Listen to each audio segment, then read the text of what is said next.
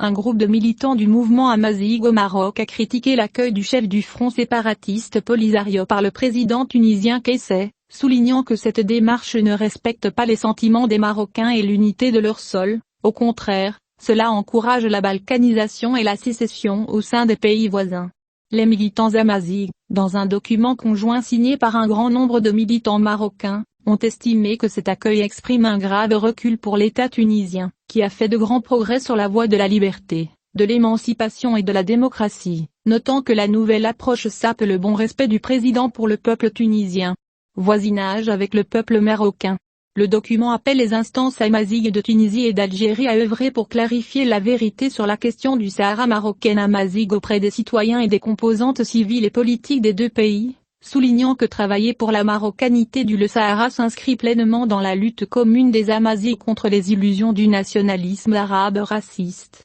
Et elle de poursuivre, le soi-disant Polisario est une création des régimes nationalistes arabes basistes, et c'est la naissance de la soi-disant stratégie du coup d'État de la défunte révolution socialiste arabe. Une place en Afrique du Nord. Les mêmes événements ont indiqué que cette nouvelle tendance du régime tunisien, bien qu'elle représente des tendances limitées et isolées du président de la République qui a perdu sa légitimité et est obsédé par le nationalisme arabe, mais elle est devenue un mauvais service à l'image de la Tunisie à l'étranger, qui est devenu un État qui soutient les milices séparatistes. Il a également appelé à ouvrir les espaces de liberté pour que le mouvement Amazigh s'organise et communique, ainsi que les composantes marocaines sincères pour soutenir la position nationale unifiée sur la question du Sahara marocain à l'intérieur et à l'extérieur, et ne pas faire travailler pour la marocanité du Sahara limitée à un groupe sans un autre, ou un sujet traité de manière ponctuelle. Dans le même contexte, le ministère des Affaires étrangères, de la coopération africaine et des Marocains résidant à l'étranger a appelé à changer sa stratégie diplomatique pour plaider la question du Sahara marocain amazigh,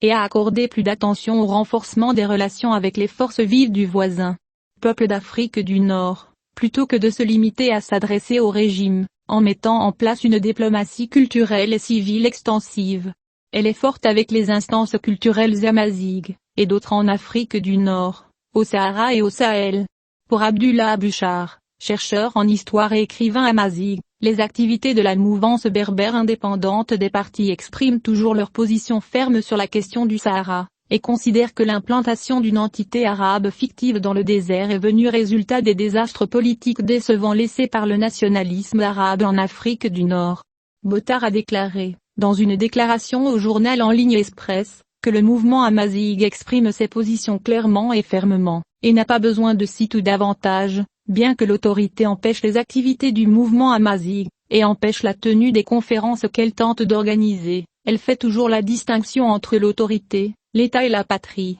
Le chercheur et écrivain amazigh a ajouté, le mouvement amazigh a cristallisé un discours politique basé sur un slogan central, l'unité dans la diversité, et la patrie reste au-dessus de toute considération. Par conséquent, nous avons exprimé notre rejet de l'accueil par le président tunisien du chef du soi-disant Polisario, et avons considéré qu'il s'agissait d'un acte régressif qui pourrait saper l'amitié et les relations de bon voisinage que le Maroc et la Tunisie avaient accumulées, ainsi que la culture lien, ainsi que des relations commerciales et économiques. Le même porte-parole a poursuivi en expliquant, nous avons envoyé un message au ministère marocain des Affaires étrangères que sa stratégie diplomatique dans la défense de la question du Sahara devrait être enrichie d'une ouverture culturelle et civile avec les peuples d'Afrique du Nord, du Sahara et du Sahel, en particulier les Amazighs. La société civile de ces pays, afin de mieux éclairer le peuple sur la réalité du Sahara marocain amazigh.